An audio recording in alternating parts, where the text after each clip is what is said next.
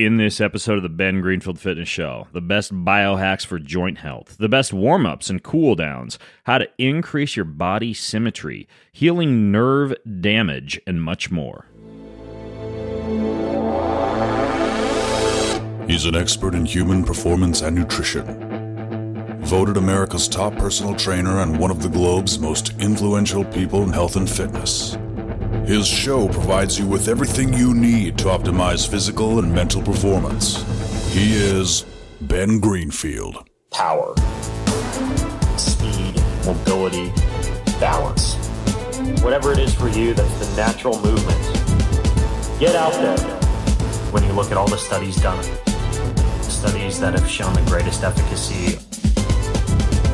All the information you need in one place, right here, right now, on the Ben Greenfield Fitness Podcast.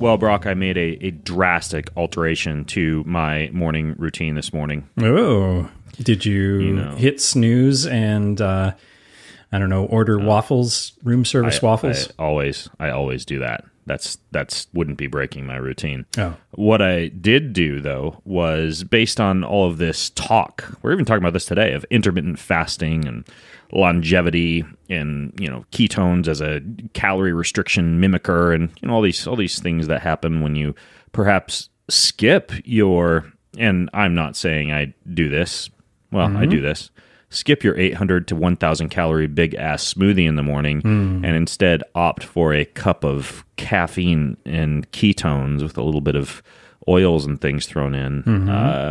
I'm gonna see how I fare. In the past, I've tried that strategy, and by the time you get to the afternoon hard workout of the day, you're a little bit drained. But at the same time, I'm doing this more as a time hack. I've discovered that on some mornings, the process of making said smoothie, consuming said smoothie, and cleaning up the Wendy's Frosty-esque mess on the counter after said smoothie kind of tacks on maybe an extra 20 minutes or so to my morning.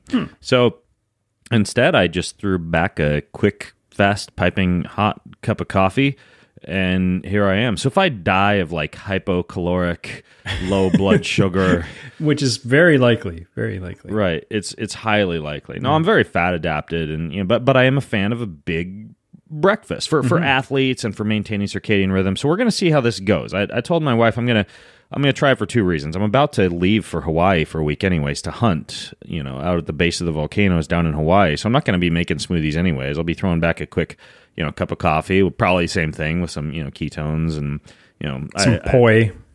Some poi, some leftover refrigerated poi. Yeah. It's like cold pizza. It's the Hawaiian equivalent of cold pizza. Yeah, absolutely. Yeah, no, I did, a little bit of very, I guess, bulletproof-esque, right? A little bit of MCT oil. I actually put a little bit of nut butter in there. I put a little bit of vanilla stevia in there. I put, of course, my coffee in there, a little bit of mushroom extract, a touch of cinnamon, and I may or may not have dropped a packet of fat fudge in there. So now that I think about it, it actually probably was about 1,000 to 2,000 calories. Yeah. It's good, though. And Dave Asprey's rolling in his grave if you call that bulletproof. Well, it was like drinking. Yeah, it's probably not that he's dead. I didn't mean to spread the rumor that it was. It's like drinking a piping hot milkshake for breakfast. I guess is what it was. But backpedaling, I did save a lot of time, which was my initial goal. So there you go. News flashes.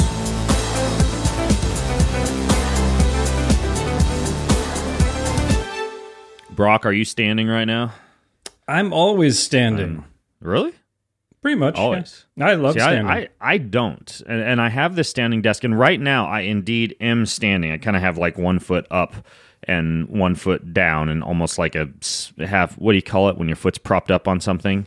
Captain Morgan. Like George Washington about to cross the Potomac River.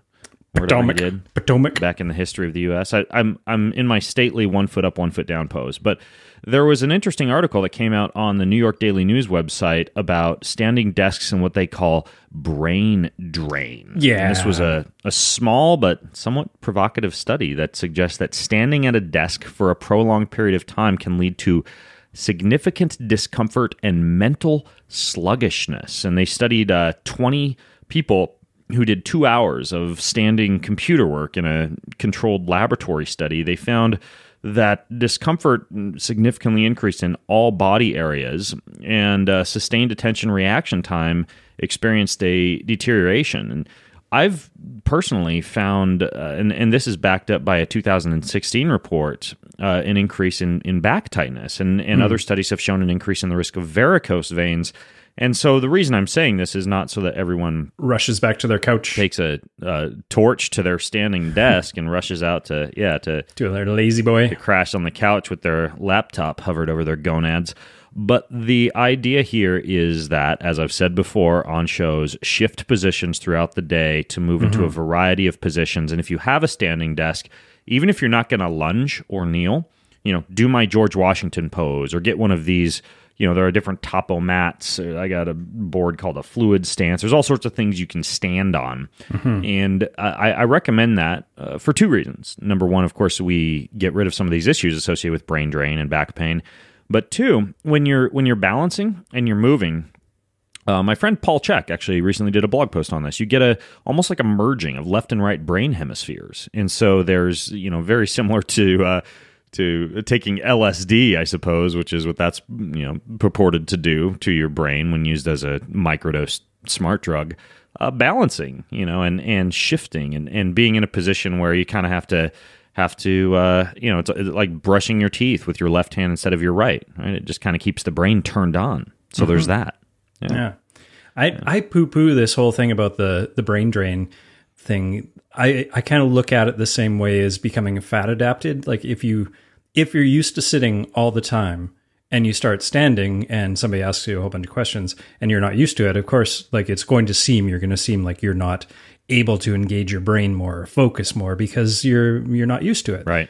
A lot like eating fat instead of sugar. If you're a sugar burner, it's not going to work for you very well. But after a little while, and I experienced this I started standing about 7 or 8 years ago. I got a standing desk, and I experienced that for the first 2 months. I felt like I was never completely engaged with my work because my body was like, we're standing, we must be on our way to go somewhere.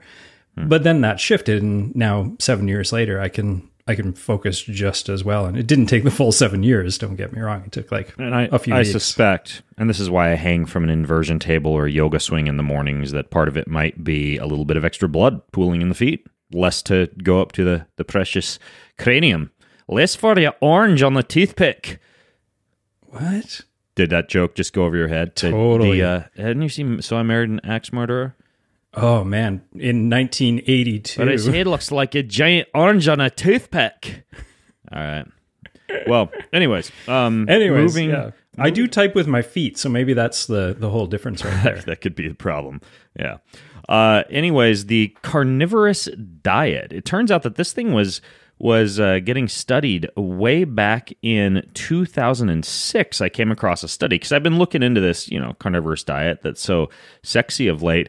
And it's an interesting study. I'll link to it in the show notes. But what they looked at specifically was the amount of something called carnicine that's found exclusively in animal tissues, notoriously deficient in vegan and vegetarian bodies.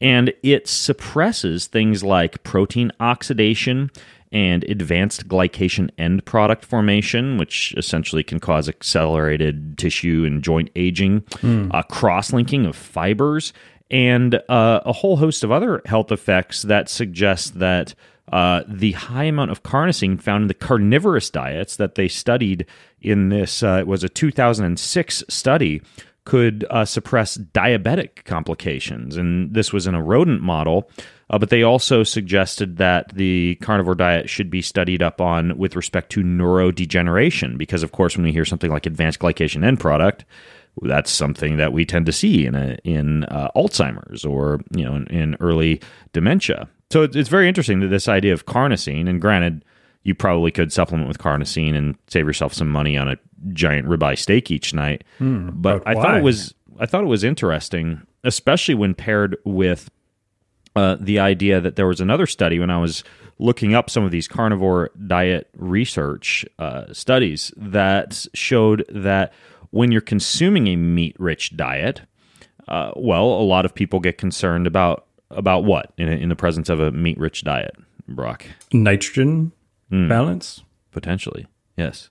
I was thinking cancer. Colorectal cancer. The idea that, I don't know, Elvis Presley died with 40 pounds of impacted fecal matter in his colon from excessive meat consumption. I don't know if that's an old wives' tale, but... I thought he lived on fluffernutters. Possibly.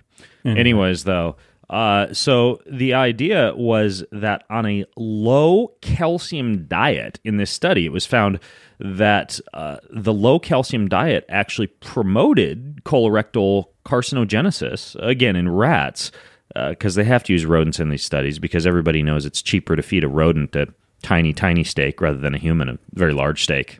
The costs add up in these studies. Exactly. Yeah.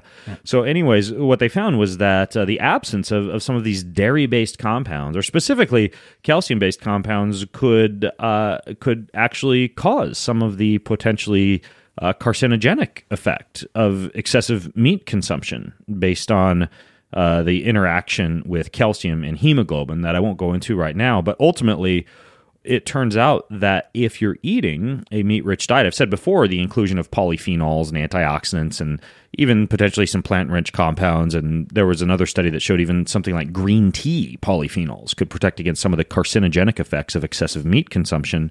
It turns out that dairy might be the same case. If you look at, for example, the Maasai. Do you know about the Maasai, Brock? Yeah, the tribe in I think it's in Africa, right? Yes, they subsist on a high amount of cow's blood, which obviously has a lot of this iron and hemoglobin in it that was of concern in the low calcium diet in that study. But what else do they subsist on? I don't know. Milk. What do they milk? Milk. Yeah, the Maasai tribe, blood and milk is drunk raw as a part. Milk is part of almost every meal. They drink the blood. It's kind of nasty. They actually will drink the blood straight from the cow's freaking vein on the side of the neck, and it doesn't hurt the cow. They figured out how to open a hole and get the blood and drink it and move on, almost like a yogurt shop in America, right? You choose your flavor: chocolate, vanilla swirl. Go up, pull down the handle, and put it into your cup. Similar thing, except for there it's cows, knives, and veins. Very similar. Anyways, though, so they do quite well. I mean, they've been studied up on when it comes to their own health. And of course, they supplement with things like tubers and raw honey and foraged plants and soups and stews. But yes, they do quite a bit of blood and milk in a traditional Maasai diet. And it might be that they're onto something, right? They figured out that when you didn't do the milk, maybe you got cancer. And when you did do the milk, you didn't. I don't know. But I'm just saying we can learn some things by observing ancestors who are tapping into cows' necks. I'm not doing that. I'm sorry. Yeah, you can just keep getting yogurt. That probably works too. Yes. Anyways, though, the last thing regarding this whole idea of I guess it's kind of related to a carnivore diet, is a brand new article that came out that, again, I'll link to all these. If you just go to bengreenfieldfitness.com/384, everything we talk about we'll link to. High cholesterol is associated with a longer life. Hooray! And I remember that event that I put on, the Becoming Superhuman event up in Spokane, Washington, where I ever? You were there, and this was when I decided that live events are not for me, and they're extremely stressful. But I put on I lost about $30,000 putting on this event where I brought in, who did I bring in? Nora Gedgaudas and Ray Cronice and Dave Asprey and Phil Maffetone, Monica Reinagle, a host of people. And we paid them the big bucks. We flew them up. They spoke from stage. We had this amazing theater and amazing parties and food.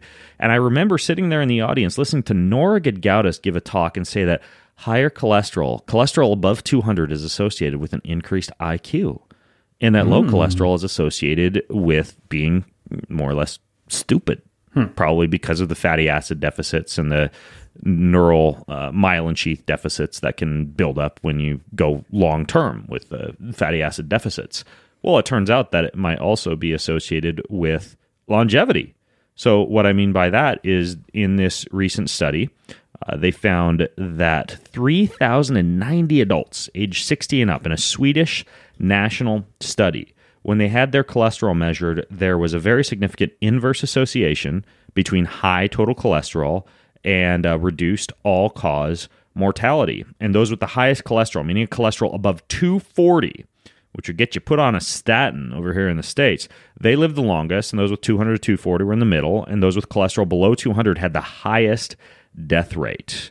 And it's quite interesting that those who had high cholesterol but took cholesterol-lowering drugs like statins got zero survival advantage from that.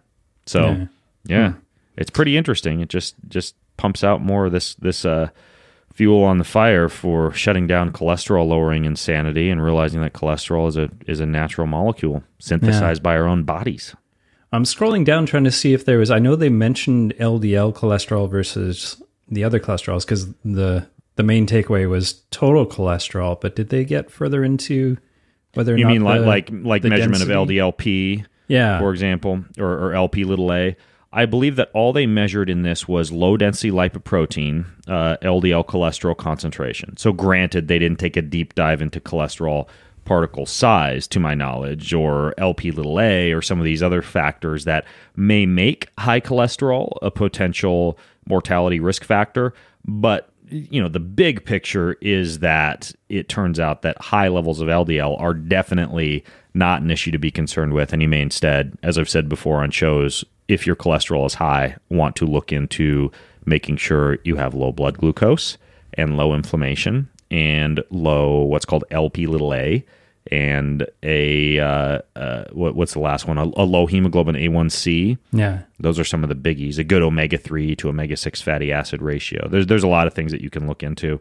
Probably one of the guys I like the best when it comes to this. I've been kind of seeing him around the internets quite a bit lately, and he's pretty smart on this stuff when it comes to cholesterol. This guy named Dave Feldman. Shout out to Dave. Dave, if you're listening in, I like your website. Cholesterol Code is his website. He's got a great website where he's figured out that, long story short, is when you eat a high-fat diet, it seems that cholesterol, at least the deleterious cholesterol, is slightly lower. And when you eat a low-fat diet, they kind of raise. And obviously, that's painting with a broad brush. And there are people with familial hypercholesteremia and, an inflammatory response to saturated fat and other issues. But ultimately, it turns out that me putting those 8 billion different forms of fat into my coffee this morning was probably a good idea. Probably. We'll see. Special announcements.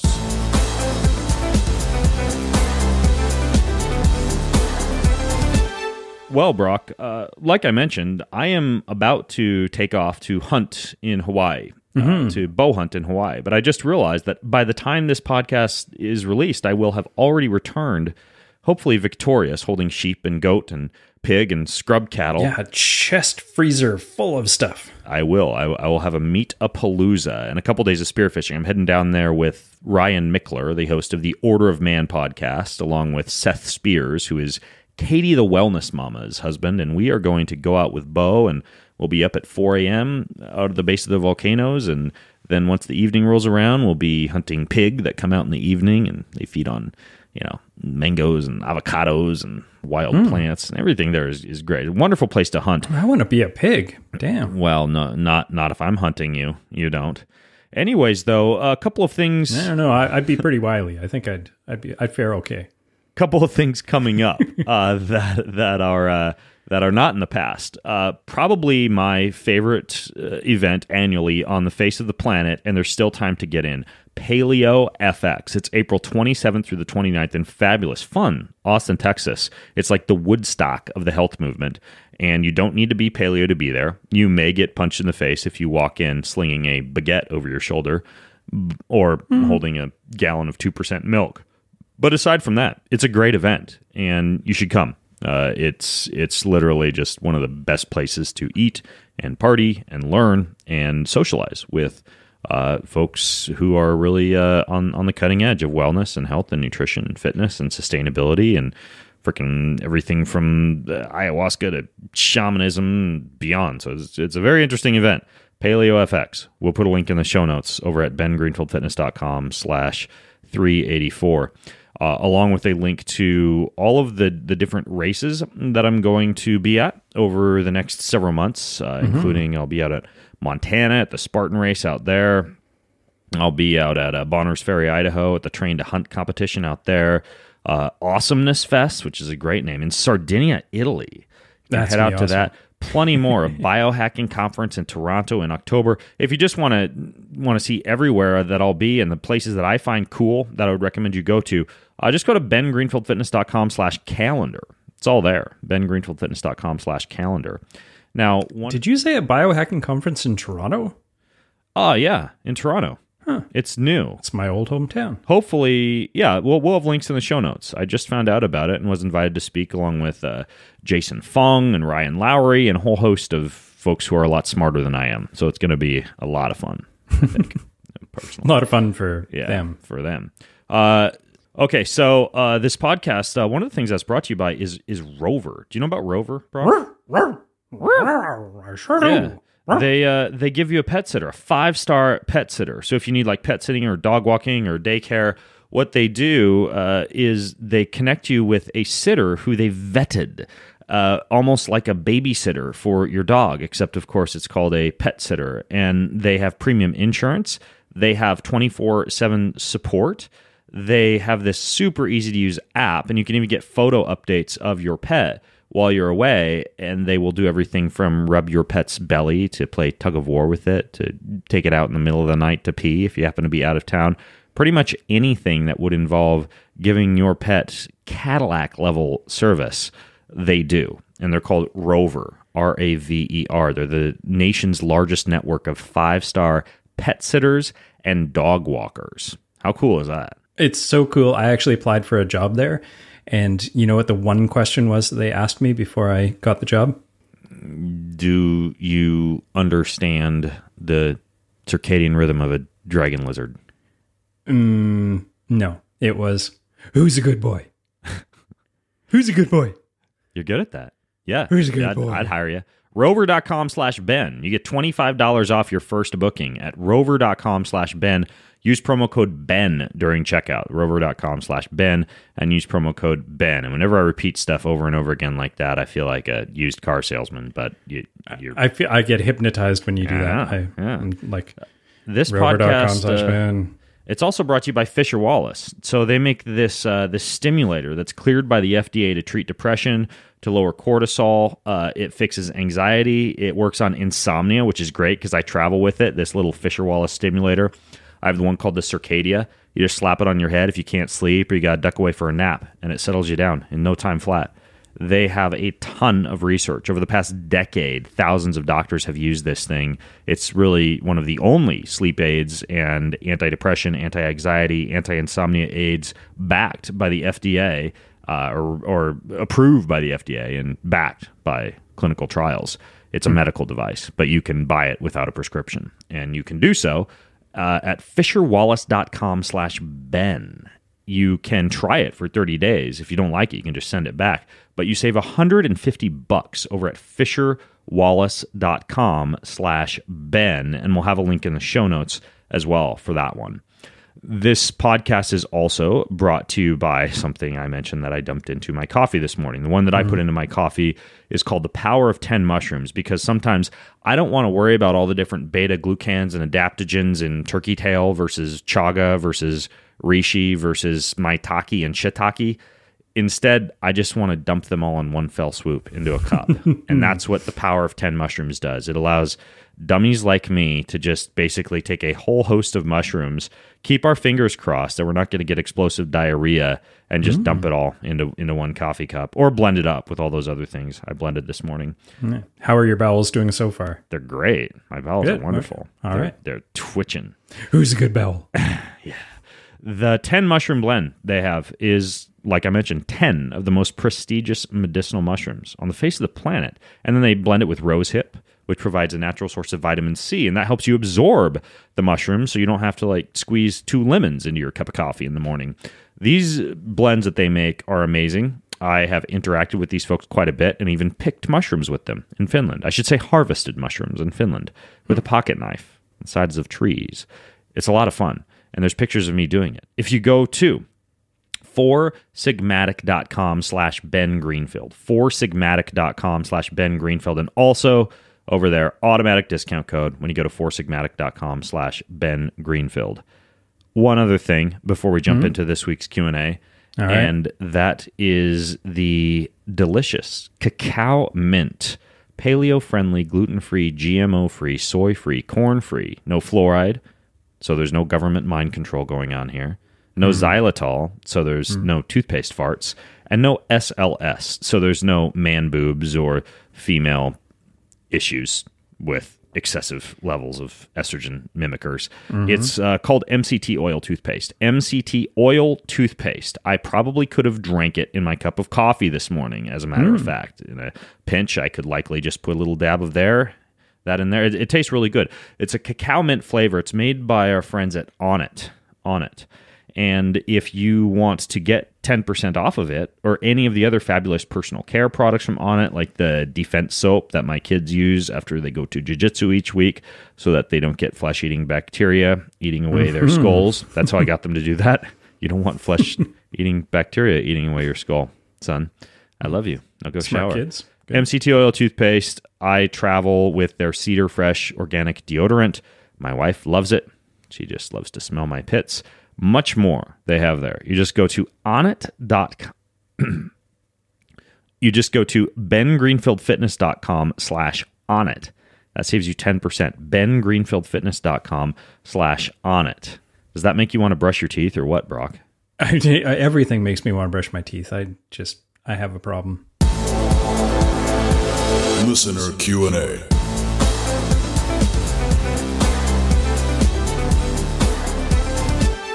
Hi, Ben. I'm a longtime listener of your podcast. I really enjoy it. Thanks for all the information.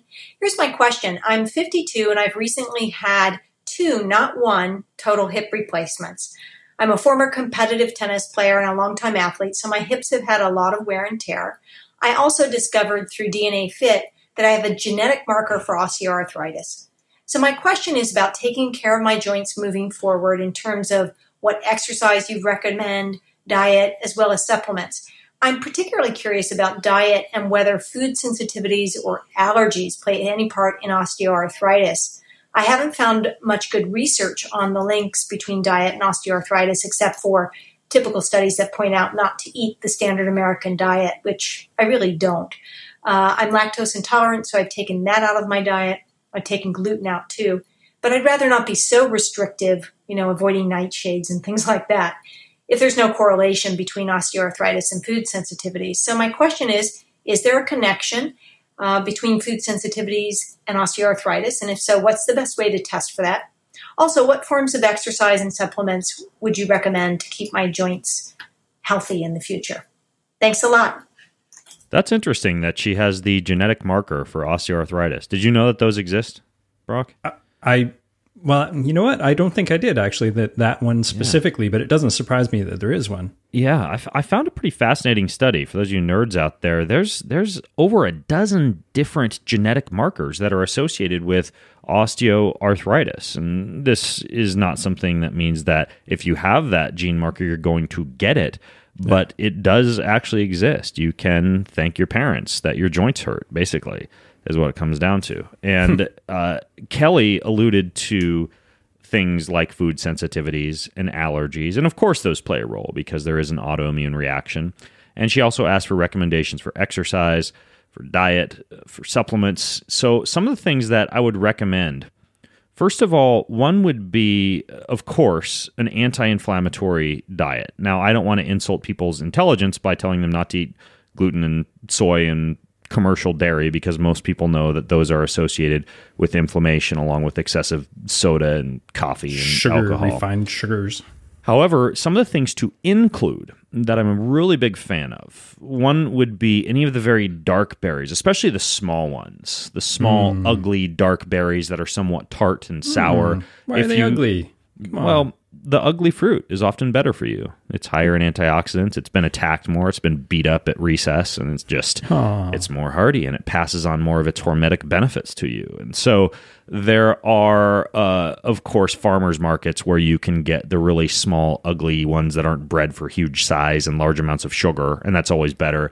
But if you just have to go to the grocery store, of course, go organic, because berries are part of the dirty dozen fruits that you definitely want to buy organic. Blueberries, blackberries, tart cherries, a lot of those are fantastic. Dark red grapes are another. Cruciferous vegetables like broccoli or cauliflower are fine. If you have stomach issues such as sensitivity to what are called FODMAPs, some of these fermentable foods, you want to be somewhat careful with some of those cruciferous vegetables, along with some of the other things that can help, like beans and lentils. But when soaked and sprouted and cooked properly, a lot of times chopped up and left out for 90 minutes. Exactly, like we talked about in a previous podcast. Chop was them it 90 out, minutes? Leave them out for... It turns out that it was a range of time that was beneficial. But yes, you enhance the availability of things like sulforaphane and some of the antioxidants when you attack that plant prior to eating it. Turmeric, cinnamon, spices and herbs like that have been found to be beneficial, of course, for osteoarthritis. And an anti-inflammatory diet, again, you can let me Google that for you, right? There's a great book, actually, The Inflammation-Free Diet Plan. It's an oldie but a goodie. Monica Reinagel, somebody else who spoke at that Superhuman Symposium that I put on. I think this is actually what she talked about at that symposium. She did. That was her presentation. Yeah, The Inflammation-Free Diet Plan. She has a pretty good book, and some of the foods that you would expect to be anti-inflammatory are, in fact, inflammatory in that book. I found it quite interesting. I'm trying to remember. There was one that really surprised me. I don't remember if it was like, it may have been kale or bok choy or something like that. Something you would expect to be anti-inflammatory was inflammatory. So that's an interesting book by Monica Reinagel. We'll link to that one in the show notes, The Anti-Inflammatory Diet Plan. There are other anti-inflammatory diets out there, but that one is a good one, written by someone who we know and who we trust. So that would, of course, be helpful. As far as supplementation is concerned, a high-dose omega-3 fatty acid supplementation from a good rancid-free fish oil source. I like Super Essentials fish oil. Green Pastures does a fermented cod liver oil. Barleans does an omega swirl. When you look at folks like Charles Poliquin, for example, who is a really good strength coach and kind of on the cutting edge of a lot of the nutrition and strength research, he recommends, in some cases, 40 grams of fish oil, high-dose fish oil. And I ordered recently from my friends over at the place that makes Super Essentials fish oil, which I actually also have available at Keon. I ordered 6 bottles because I'm going to gradually ramp myself up to 40 grams a day of fish oil, because I just want to see what happens and what it feels like. So I'll report back on that. It's kind of like my 40 grams of collagen dare that I took from my friend Mark Sisson. I started taking 40 grams of collagen, and my skin and my hair and my nails all started to get out of control. You have like hooves now. It's weird. I've had to clip my nails about every 10 days. My skin feels good. So I'm a fan of this whole 40 grams. I don't know how sustainable that is for the rest of my life, but right now I like it. 40 grams of collagen a day. So there you have it. I'm guessing with the fish oil thing, you're going to grow gills. Probably. That's my guess. Probably. Gills and antlers. Fins. Mm-hmm. Yes. So collagen is, of course, good. Speak of the devil. And you can indeed take up to 40 grams of collagen. You want to split that up into a few different 10 to 20 gram portions throughout the day. But that's another great supplement. I like some of the research I've seen on glucosamine sulfite and chondroitin. But in many cases, those need to be combined with polyphenols and antioxidants for them to work effectively. There are a variety of these antioxidants, polyphenols, glucosamine, chondroitin, collagen precursors, a lot of stuff in the Flex supplement. And again, shameless plug, but I have a collagen blend, a Flex Pro blend, a mineral blend, and an enzyme blend, all kind of mixed together. So it's proteolytic enzymes, which break down a lot of the fibrin and help with joint health. Mineral electrolyte extract from grass-fed goats over in Western Washington. I've got that in there for a bunch of potassium and magnesium and phosphorus for the bones, which is really important. And then it's got everything from boswellia, white willow bark, hyaluronic acid, turmeric, ginger, cherry juice. If you just want everything in one fell swoop, this is one I knock back about 12 capsules of if I get injured. but also as daily maintenance. And this, this is not a medical claim or anything like that. This is not going to fix arthritis, in my opinion, but it can be supportive for joint health. I think I'm allowed to say that. It's called Keon Flex, and I'll put a link to that. It's over at getkeon.com. So that would be a few of the things that I would recommend from a supplementation protocol. There are some other interesting things that you can do. For example, topical capsaicin cream, which is just what it sounds like. I used to use this when I would race in triathlons in cold water or in cold conditions because it can actually keep muscles and joints warm. What I discovered was when you put it on, make sure that you've already used the pre-race porta potty, because if you've got capsaicin cream on your hands and then you go to wipe and your hand kind of smears across your ball, bad stuff happens. Not Don't comfortable. touch your junk. You're going to be running on hot coals. So my biggest recommendation for you, Kelly, would be that if you use topical capsaicin cream, don't put your hands down in your crotch afterwards. Not that you would ever do so. I'm just suggesting, though. So that's another one.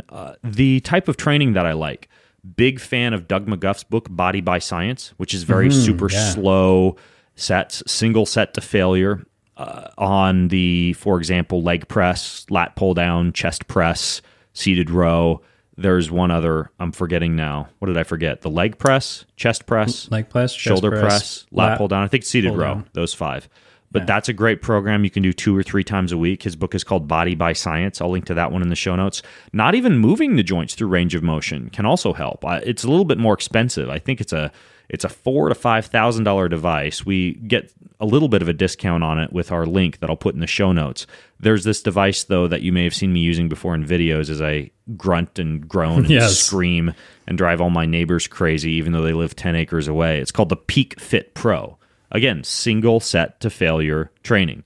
So you're just pushing against this thing as hard as you can in different ranges of motion for anywhere from 10 seconds, which is an effective dose, surprisingly enough, up to 3 minutes, which is freaking hard.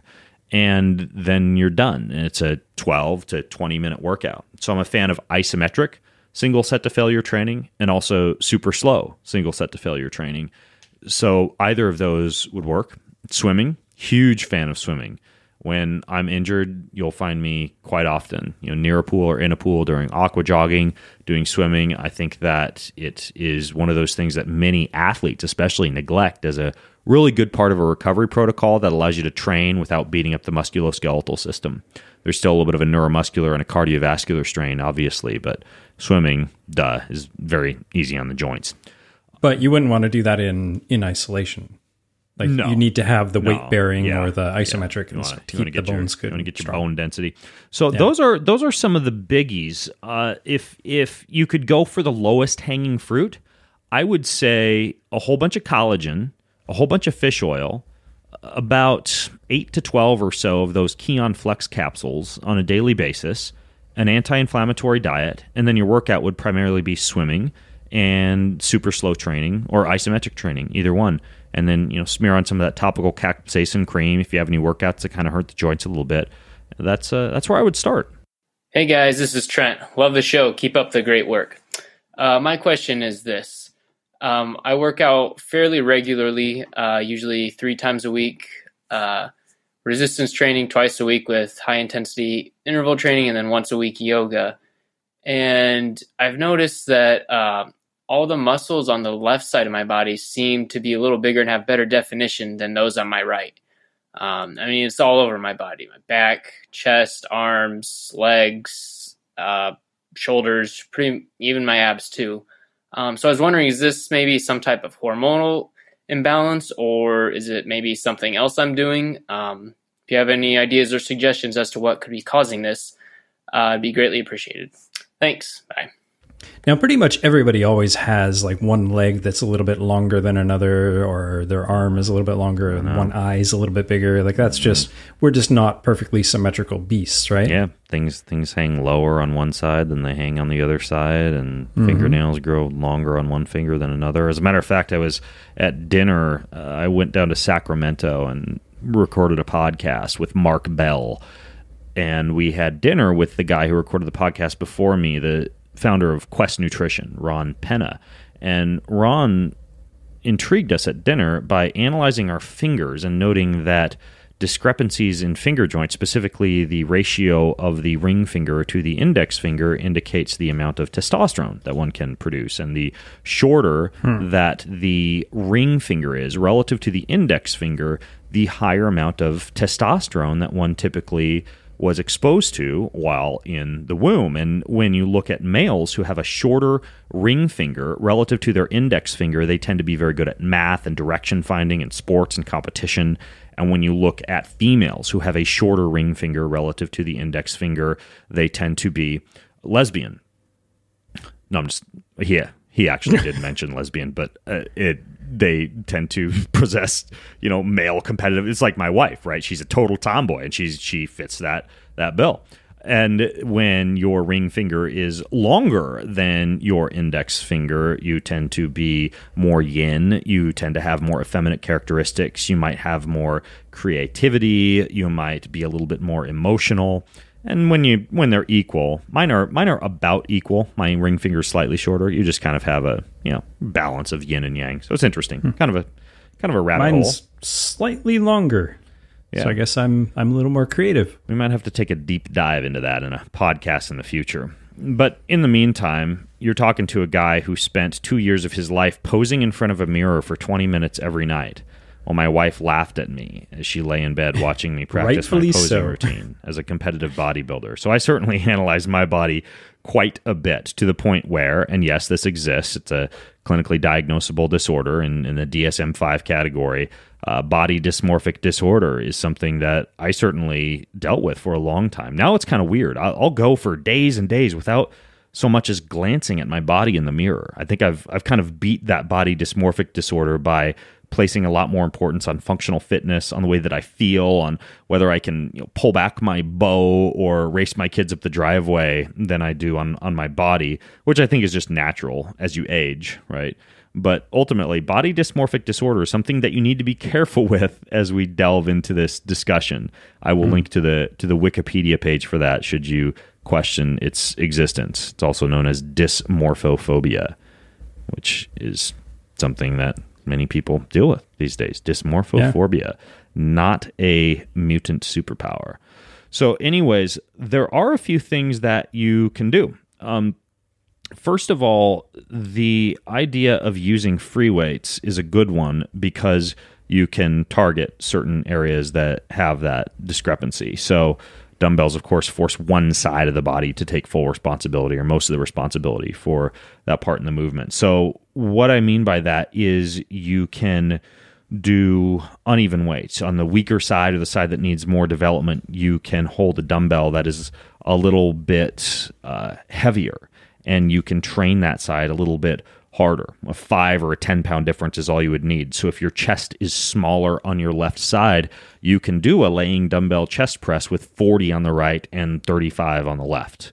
You can also, of course, do an extra warm-up set or just an extra set for the side that you want to work a little bit harder. So you could do, for example, for let's say, trying to think of a good example. Well, we could even say curls, right? You're going to warm up with curl. Not that I'm a huge fan of curls, but let's just say you want your biceps to be equal. Maybe you're bodybuilding. I don't know. You would do your warm-up set of dumbbell curls, and then you do an extra warm-up set for, let's say, the left side if the left bicep were smaller, and then you would do an extra set at the end of doing, say, 3 rounds of 40-pound barbell curl or dumbbell curls. Most of that is pretty straightforward. It's kind of intuitive. It's not going to hurt your body or ruin your body to do those type of things. Although you need to understand that these discrepancies in many cases are perfectly normal. Humans are not necessarily completely symmetrical. Now, there are things, and I've talked with Kate Shanahan before about this, lack of vitamin D and vitamin K as one grows up or even as one ages. The timing of birth, like babies born too close together, can produce some asymmetries. Lack of adequate amounts of some of those cholesterol-supporting compounds that we talked about earlier, that can create asymmetries in the face, and especially like the teeth and the jaw. But when it comes to muscles and bones, a lot of it really can be kind of like this, nature versus nurture. A real big part of it can be nurture, right? Like my right side is stronger. My right shoulder is posed forward compared to my left shoulder. My right obliques are stronger. My right plant leg is stronger. Why? Because I was a competitive tennis player for 10 years. Right, I just torqued that right side over and over again like a baseball pitcher, and you know what? I'm cool with that. And if I really wanted to, I suppose I could do a lot of kind of like free motion training and cable training with that left side, and a lot of swinging with that left side and catch it up. But ultimately, I'm not too concerned because that would actually affect my tennis game, right? Like I still play tennis every Wednesday night, and it helps me to have that, be able to torque a little bit more with that right side. So that's something to think about. Now, of course, sometimes the muscle imbalance can be due to a lack of innervation, and we'll talk about nerves here in a little bit. It can be due to a lack of circulation. It can be due to fascial adhesions, right? There can actually be anatomical issues that are causing the muscle imbalance or causing you to not use the muscle. Case in point, I recently posted to Facebook a video of me, and this is over on the Ben Greenfield Fitness Facebook page, which you can just search for on Facebook, a video of me with Dr. Craig Bueller in Salt Lake City, and he was doing muscle testing of my right and my left gluteus max. My right gluteus max was extremely turned off, less developed than the left side. Well, it turned out that was actually due to some issues way up at T12, right? Like an actual nerve root compression up at T12 that was turning off the glute lower down. So in many cases, nerve root issues up in the spine can affect ability to use, or to what we would say recruit, certain muscle groups, as can a lot of muscle adhesions, right? Like if your left hamstring has a lot of cross-linking in it and you're not using it because your body is guarding against that and maybe using a little bit more of the external rotators, a little bit more of the calf muscles during an exercise, you would want to do deep tissue work on that left side and free up some of those cross-linking and adhesions. Nerve issues can also arise elsewhere, outside of the spine, and we'll talk about nerve flossing and some of the other things you can do for your nerves in a little bit. But ultimately, it's multifactorial, and I guess my biggest message I would send to Trent would be, know that it's somewhat normal to have a slight amount of asymmetries. Look at your nerves and your spine. Look at your deep tissue work. Consider the idea that this just might be entirely natural based on your movement patterns. I don't know what kind of athlete you are, what kind of history that you have. And then also consider looking into innervation issues, cardiovascular issues for blood flow, some of the things that might affect this. And then you can train just a little bit extra on the side that you want to build up if you want. Just like I have poor balance on my left side compared to my right side, so I stand on my left leg when I brush my teeth, right? Like it's as simple as that. Little things that you can do throughout the day. So hopefully that helps, and hopefully you can very soon pose in a Speedo with perfect symmetry on stage, like I used to be able to do. Unless this is really, really pronounced, I bet Trent's the only one who actually notices this. Mm-hmm. It's probably not something he's walking down the street and people are like, oh my God, look at that guy. Yeah. You're your own worst critic, Trent. Yeah. Hi, Ben. I'm Connor from Australia. Love the podcast and all the work you do. Keep it up. So my question is, what are the best warm-ups and cool-downs? Do they differ depending on what you're working, such as cardio, muscular endurance, or strength? I would like to know how to best prime my body for a workout and then what to do afterwards to improve recovery. Thanks, Ben. Can't wait to hear your response. Cheers. Yeah, I am the biggest fan of the cool down, and I will soapbox about cool downs given the opportunity at any time. Why? I think they are the most neglected part of workouts. So how do you cool down? Well, I guess this plays right into Connor's question. It depends on the workout, but for the most part, it's some sort of foam rolling, some sort of light stretching, deep breathing, and also making some notes of your workout and looking over your next workout. So you're exhausting. Sort of winding down. Sounds like a lot of stuff to do. I like to grab my Jamba Juice and go home. Yeah, and that's what everybody does. And then they're like surprised by their workout the next day, and they haven't taken any notes from their workout the day before. And how are you supposed to make good? And this is, I guess, partially me being a coach and being frustrated with the lack of data that my athletes or my clients are collecting for me. But it also just, I think you're selling yourself short if you're not spending that extra time. Right. Well, and it doesn't take that long. Until I actually started hanging out with some of those folks in Malibu. And I went to one of these XPT events. Folks like Laird Hamilton and Brian McKenzie and Darren Olean and that whole crowd down there is very into breath work, right? And they originally came up with that because Laird's so into surfing and wanted to be able to hold his breath for a long time when he got crushed underwater by a wave, and then it eventually became a recovery protocol and a training protocol. I thought you were going to say whale there for a second. You got crushed underwater by a whale. No. Laird. Anyways, though, interval breathing recovery protocols, they'll finish up a workout and do like 5 sets of 20 seconds of hard breathing, followed by 40 seconds of easy breathing while laying on the ground, or 10 sets of some type of breathwork protocol.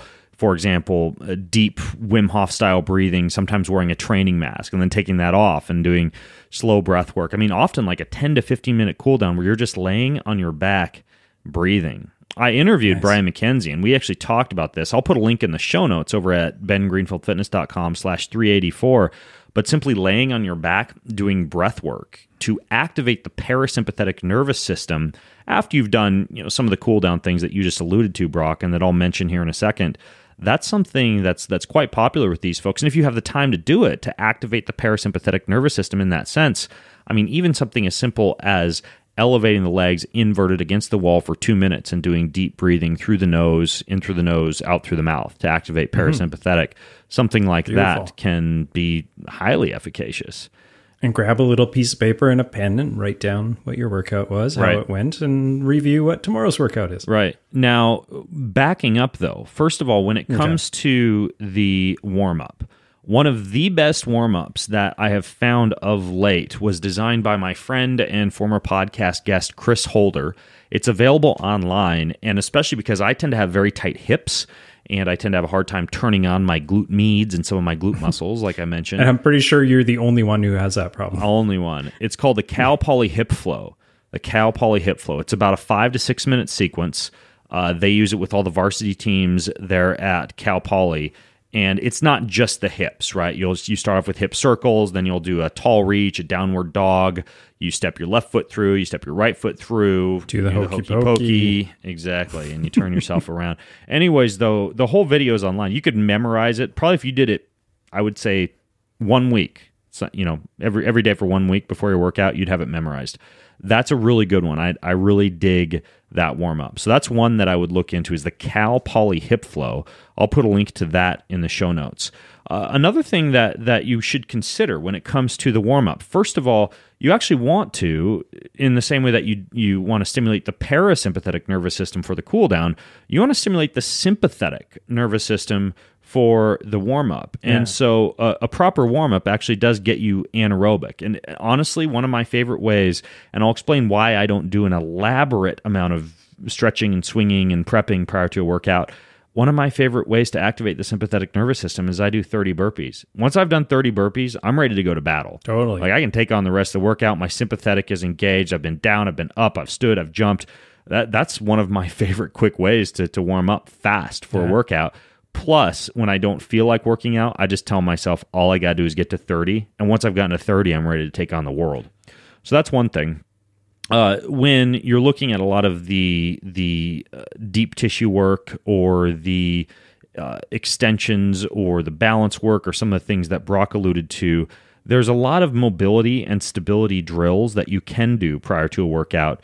And it just depends on your specific body, your injury patterns. For me, I mentioned my hips.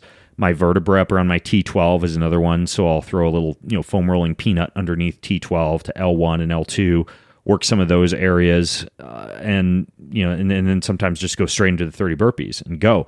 But the idea is it should be more than just 5 minutes on, say, like the elliptical trainer. So some deep tissue work is good. Now, like I mentioned, I don't do a lot of that right before the workout because I spend the first 10 to 15 minutes of my morning stretching, breathing, and doing deep tissue work. Why? Because I am one of those guys that is active all day long. I hack my environment to be physically active all day long. So I view my entire day as a workout, walking on the treadmill, going outside and swinging the kettlebell a few times in between phone calls. I have a hex bar deadlift in the room next to me that I'll walk into and lift a few times. By the time the day has ended, a formal workout, a formal hard workout for me is an option and really only something I highly prioritize if I have a big race or an event coming up, which is pretty much most of the time. Yeah. However, the idea is you should arrive at the end of the day with exercise or a formal workout being an option rather than a necessity. And so I do a lot of these warm-up things in the morning so that by the time I launch into a formal workout, sometimes it is just 30 burpees and go. All right.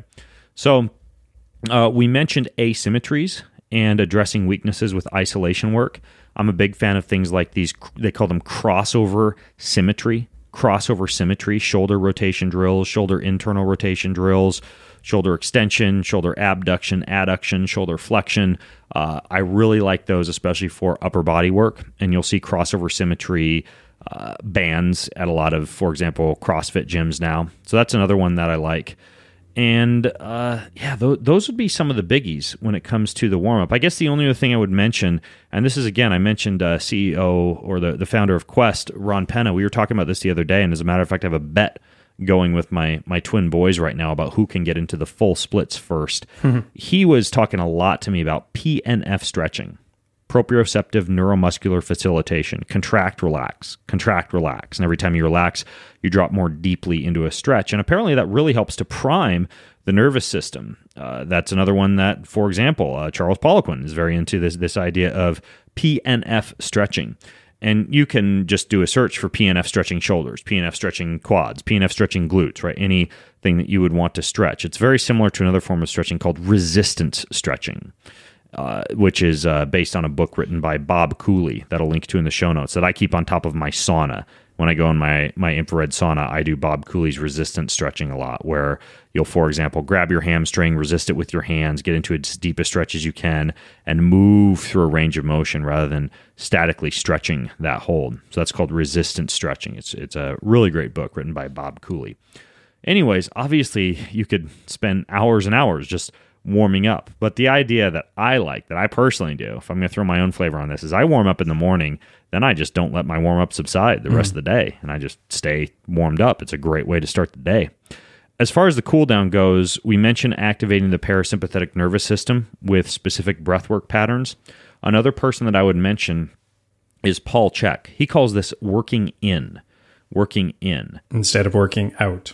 I get it. He describes breathing as something that acts like the positive pole of a magnet, and water is something that acts like the negative pole of a magnet. And the way that he describes it is that your heart, after you get oxygen from your lungs, it acts like a generator, and it produces this electromagnetic field and sends out energy and blood to the rest of the system. And then the muscles energize by producing more electromagnetic energy and acting as pumps to assist the action of the heart and to get blood back to the heart. And actually, the muscles themselves, there's a great book about this by Jerry Tennant called Healing. I think it's called Healing is Voltage. But when you place tension on the connective tissues and the fibers of the muscles, there is actually what's called a piezoelectric current that's produced, a piezoelectric current. So when you move, you're creating this current, this electromagnetic field, and that's very related to the flow in Eastern philosophy of chi energy. It actually really is an electrical flow when we look at something like chi energy.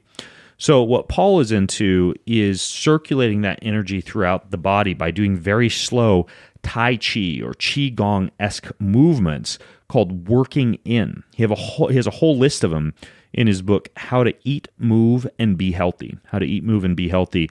And these are things that he'll use as movements to do in between sets, like a set of kettlebell swings followed by a set of very slow, smooth, Tai Chi-esque movements. Then back to the kettlebell swing. So you're working out, then working in, and working out, then working in, and you're assisting. And he describes it a lot better in his book, but you're assisting with this electrical current flow throughout the body when you do that. So I like that approach as well, of just moving the body very slowly and systematically in a Tai Chi-esque movement as you are cooling down. So biggest resources I would say for you would be Resistance Stretching by Bob Cooley, PNF Stretching, which you would just do a search. There's not a book that I recommend on it, just as much as like an online Google search.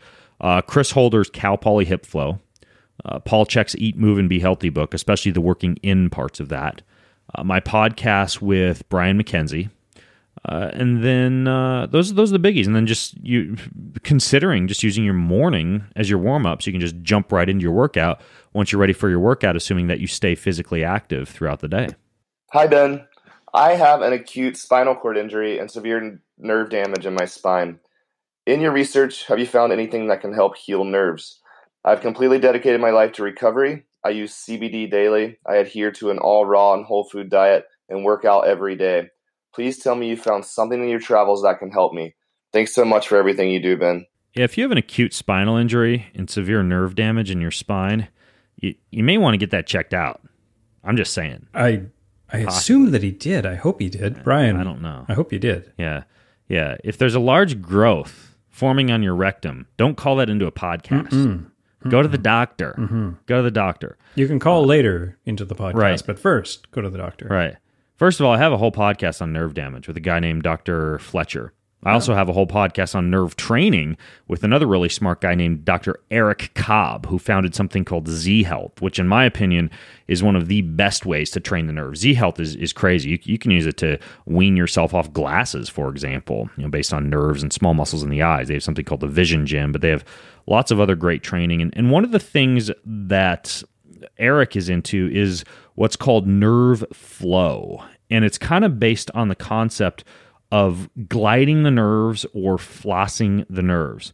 Now, it's hard for me to demonstrate, so I'll link to some videos on this. But basically what it does, when you nerve floss, it eases neural tension. It's also known as nerve mobilization. And when you have hypersensitive nerves, and that can include hypersensitive nerves due to a nerve injury, and you've got pain or tingling or numbness or weakness or inactivation, like we mentioned with muscle imbalances of the nerves, the body will protect the nerve by contracting the muscle that lies close to the affected area. And a lot of times you think that it's your muscle that hurts, and it's basically an issue with the nerve more than it is the muscle. You can also get what's called nerve entrapment. And nerve entrapment is when the nerve actually gets trapped within the surrounding tissue. And nerve flossing can also help with that as well. The way that you would do it is for example, let's say you were going to do nerve flossing for your shoulder, right? So you would put one hand way out to one side and one hand way out to the other side, and then you would flex your wrists as far back as you can. I'm doing it right now. And then you would kind of almost imagine that a PVC pipe is going through your ears, and you're moving the shoulders to one side of that PVC pipe and then to the other side of the PVC pipe. If you've seen Eldoa stretching, where you're just getting into these intense positions and full extension or full, usually it's not full flexion, usually it's full extension. So you're putting the nerve on stretch. That can kind of stretch the nerves as well. And again, it's very difficult for me to podcast about it versus me saying, I'm confused look up already. nerve flossing. Yeah, I'll put links in the show notes. But nerve flossing is amazing. It's amazing for fixing nerve pain. Before you pop all the fish oil and do all these other crazy nerve things, look at nerve mobilization and nerve flossing. I'll put some very helpful links in the show notes to give you examples of nerve flow, examples of what's called nerve glide, and kind of a nerve flossing guide that has a lot of this stuff in there. So that would be probably the number one thing I'd recommend for nerve pain. And I do some form of nerve flossing, as I'm just going throughout the day, right? Like after recording this podcast with you, right? Like I'll do probably one Eldoa move, a little bit of nerve flossing for the shoulder, a few kettlebell swings, then move on to my next appointment. Or just go drink a massive 1,000 calorie cup of coffee again. More likely, yeah. Yeah. So there are a few other things that are interesting. For example, acetyl L-carnitine. Some very interesting research on that in neuropathy. So researchers have looked at it and found that it's a very natural way to make nerve pain completely subside. They had a study on over 1,200 people that showed acetyl L-carnitine to be able to repair nerves. There was another study that showed that it reduced nerve pain 5 times better than a placebo. Now, you find it primarily in meat. It's especially high in mutton, so hopefully I'll have a lot after I go bow hunting in Hawaii. Cod has a lot, chicken has a lot, asparagus has some, but ultimately you can just supplement with acetyl L-carnitine. Thorn has one called Carnitil that I like. I'll put a link to that one in the show notes, but that's one thing that I would highly recommend would be acetyl L-carnitine. That's a biggie. There are a few others. For example, Dr. Jack Cruz, who is a neurosurgeon, has a whole treatment protocol that he's written about before for peripheral neuropathy.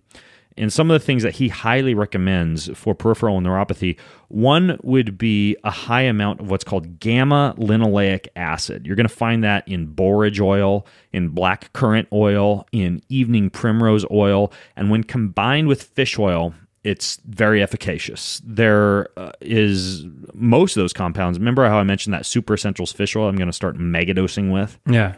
It's got a lot of that stuff in it. It's got the blend of oils along with the fish oil, along with astaxanthin. So it's got quite a bit in it that could help reduce peroxide generation, and it increases blood flow in what's called the vasa nervura to decrease a lot of the cellular stress. Okay, so that's the connection. I was a little confused there. You're talking about like peripheral neuropathy, right? In terms of nerves, right. like that's the narrowing of blood vessels, isn't it?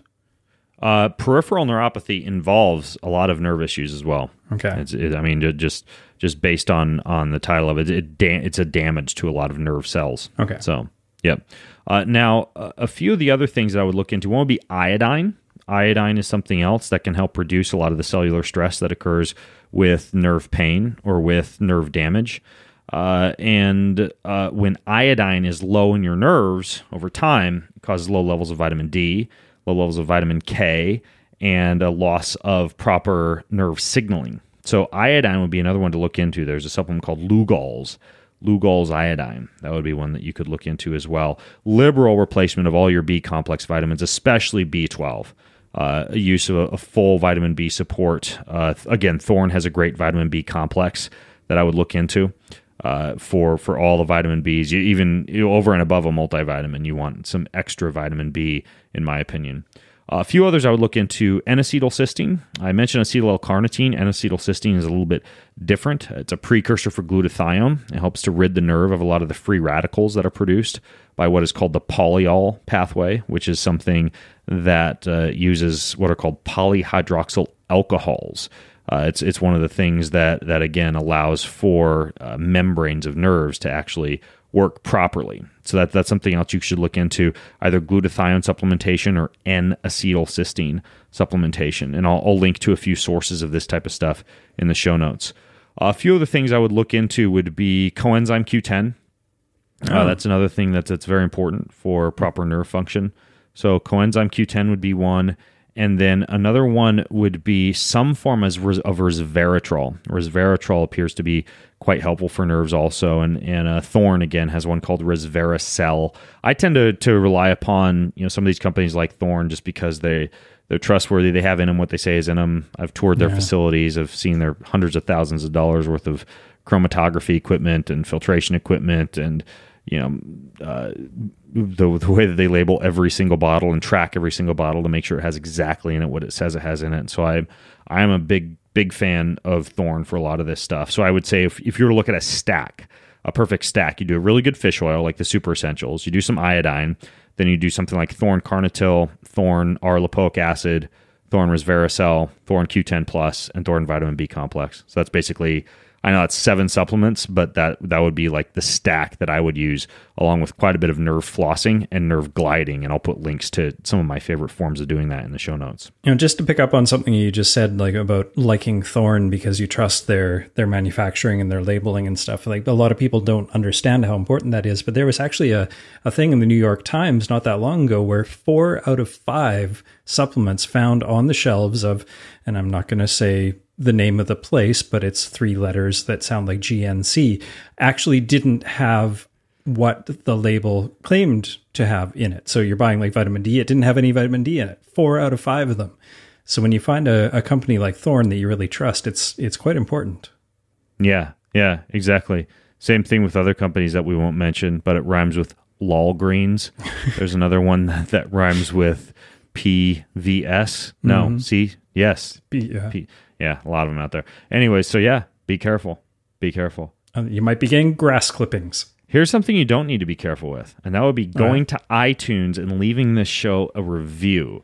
Now, a 5-star review will definitely get you into the running for a free gift pack sent out from me to you, to your front doorstep. But even a 4-star review, as is the case today, will get you in the running. So if you hear your review read on the show, all you need to do is email gear@greenfieldfitnesssystems.com. That's gear@greenfieldfitnesssystems.com, and we'll hook you up with a t-shirt and a sexy little beanie and a bottle. If I can talk, water bottle. What were you going to say, Brock? I was just going to say, like, and make sure that, I don't know if people are trying to game the system or if they just don't understand the rules, but you have to hear us read your review in order to write to gear@greenfieldfitnesssystems.com and get the stuff. You can't just write to it. Yeah. Although I'm tempted to just start. I think that's against iTunes rules to just start sending out goodies to everybody who leaves a review. It's called bribing. Anyways, though, we can, of course, I guess this is kind of sort of bribing. It's kind of bribing. But yeah, the reviews really, really help the show. It's one of the top ways you can help the show. So we have a review left by Running Rhino, who calls this an informative and health-centric podcast. 4 stars. I don't know why 4 stars, but take this one away, Brock. Yeah, it doesn't really elucidate why only 4, but okay, it goes like this. I love this podcast because Ben is willing to try all kinds of stuff that most of us wouldn't. Ain't that the truth? And then report on the results. Always chock full of fitness and longevity data that I can write down. Oh, that I can't write down or remember. Oh, come on, Running Rhino.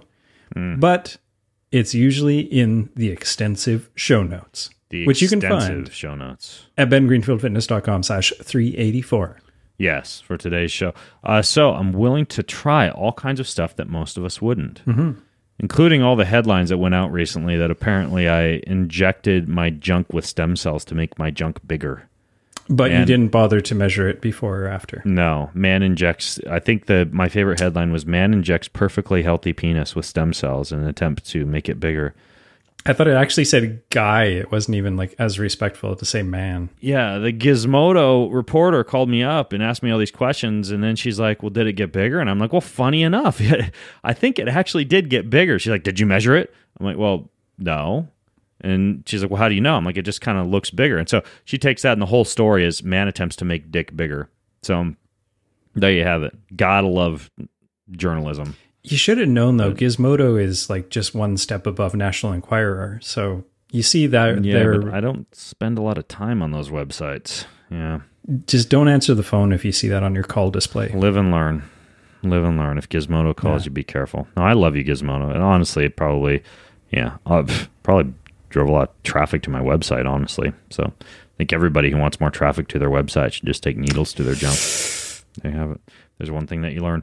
Anyways, thanks for the review, Running Rhino. I really appreciate it. And of course, appreciate all the reviews that you guys can send.